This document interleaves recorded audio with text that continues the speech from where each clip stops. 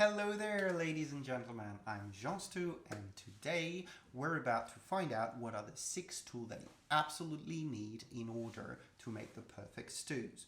You only need 6, really, and this is the reason why I love stew. You can start doing them with very little.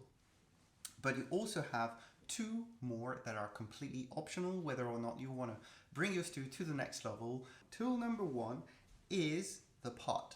You don't need to go ultra fancy on these ones, but I always recommend to use a Dutch oven. So you can take the Rolls Royce of them for about 4 to 5 times the price tag, or go with the cheap option like I did. The reason why I love Dutch oven is because they are heavy. So that means that the moisture is going to be kept a lot better.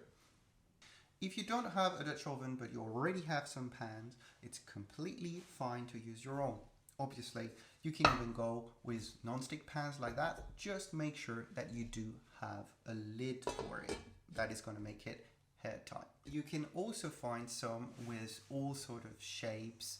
They're all going to work. There's some crazy one out there, but it's all going to work just fine.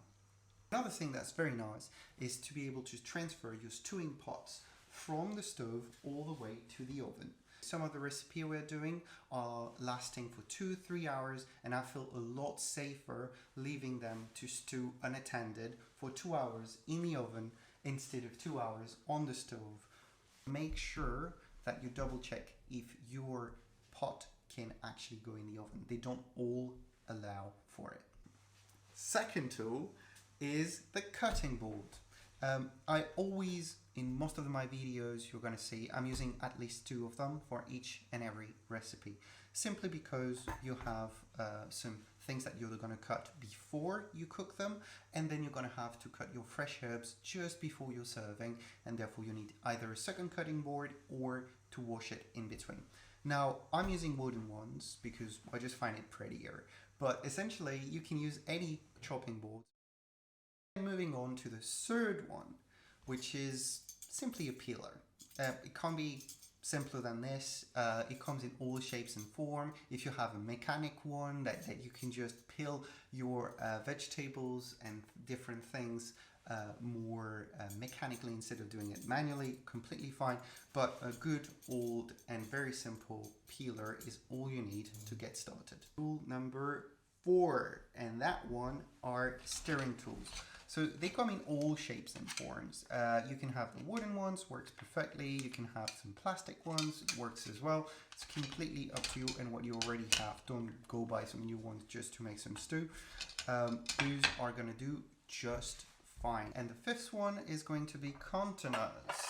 Containers are super important. They come once again in all shapes and forms. You can have some glass ones, you can have some metallic ones, but essentially you're going to need quite a few of them depending on the complexity of the recipe you're doing.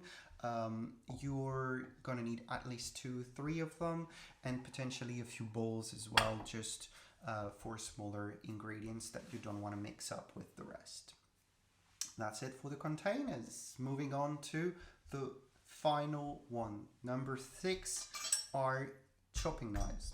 You don't need a whole set of them most of the time, and you're going to see it in all the different videos. I'm using these 2. They are the most practical ones.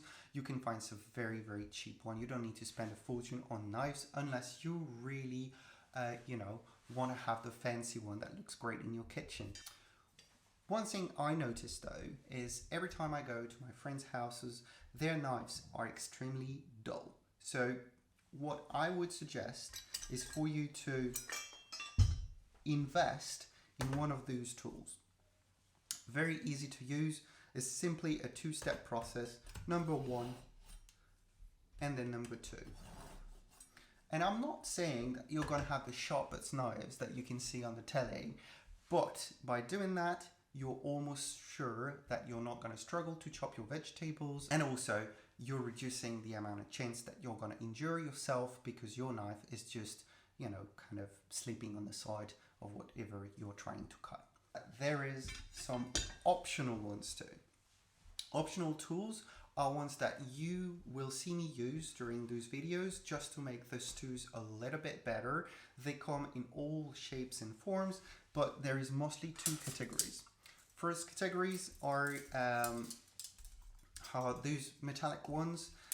This is what I'm usually using, just to be able to grab stuff inside of my pans. I find it very practical. If you're using non-stick pan, use more one of these ones in plastic, obviously, so that you avoid scratching them and damaging them.